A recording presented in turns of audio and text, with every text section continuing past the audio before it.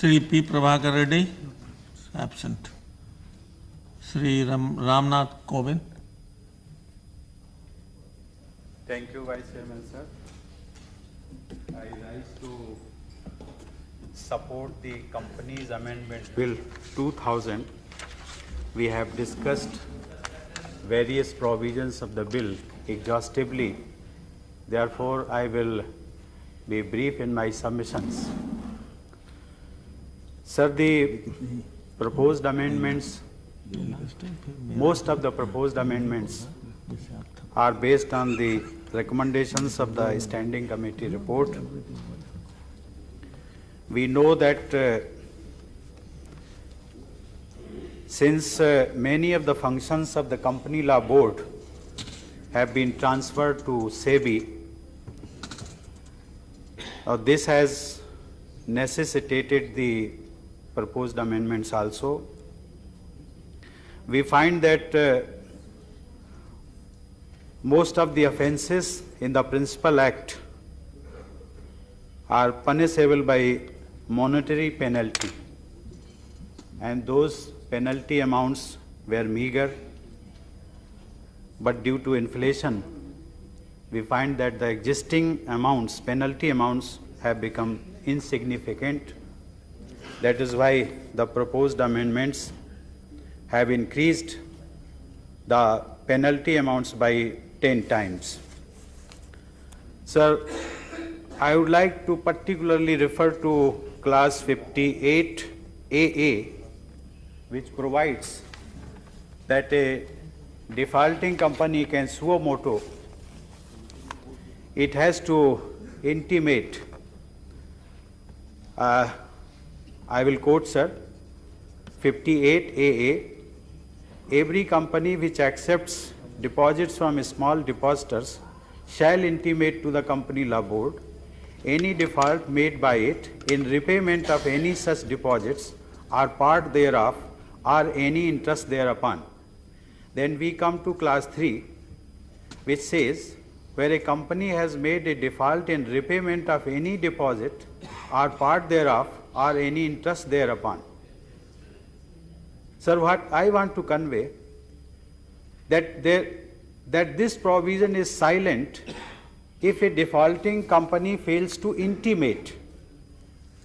Here the penalty has been provided if the defaulting company fails in the matter of repayment. But if the defaulting company itself does not intimate the Company Law Board, the provision is quite silent. Now, sir, about the next clause is 58 AAA. This is a good clause by which the deposit related violation has been made a cognizable offence. The director of a defaulting company has been debarred from being a director for 5 years in another company. Sir, clause 75 seeks to amend section 192 of the Principal Act. This clause has really introduced the philosophy of corporate democracy and governance by introducing the system of postal ballot, which includes electronic voting also. Sir, this has been given a right to the shareholders. The shareholders can definitely exercise their right sitting at a distant places. They may be exercising this right even when they are in abroad. Sir, there is a provision regarding director's responsibility statement.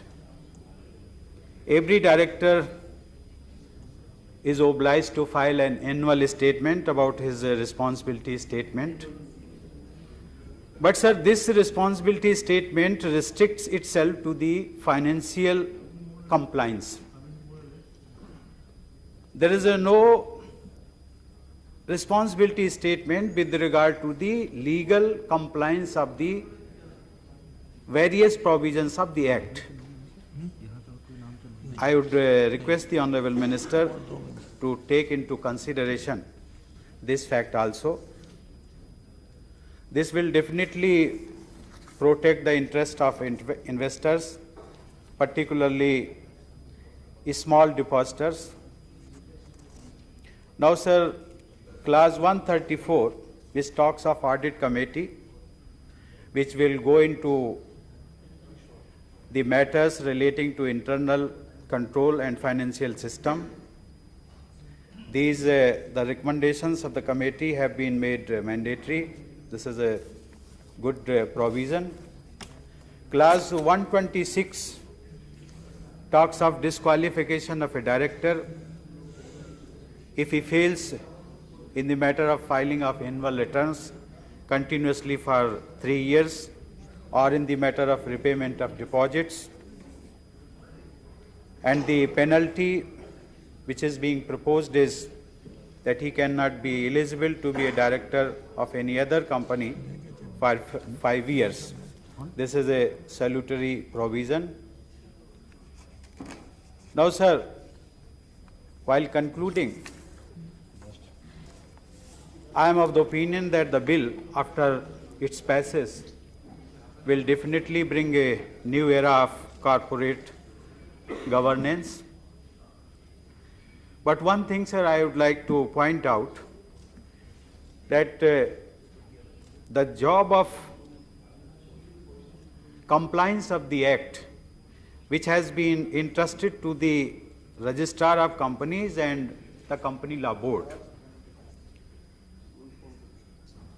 But the mechanism or the administrative and disposal machinery which is available with these two authorities is not to the tune of the present day. It should be streamlined and strengthened.